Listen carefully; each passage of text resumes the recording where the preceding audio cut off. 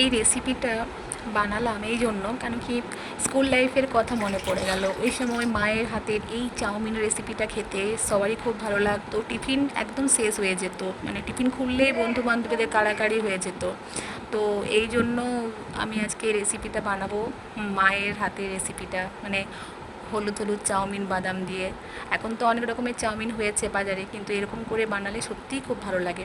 তো প্রথমে চাউমিনগুলোকে আমি সিদ্ধ করে নিয়েছি। সিদ্ধ করে নেওয়ার পর কড়াইয়ে তেল চাপিয়ে ওর মধ্যে ক্যাপসিকাম কুচি, আলু কুচি, পেঁয়াজ কুচি, বাদাম ভাজা, এগুলো সব ভালো করে ভেজে নেওয়ার পর একটু নুন হলুদ দিয়েছি, যেহেতু হলুদ দিয়ে বানাবো। এবং এখানে একটু টমেটো কেচাপ দিয়েছি, ভালো লাগবে টেস্টটা, যেহেতু এরকম করে বানালে বেশি টেস্ট হয়।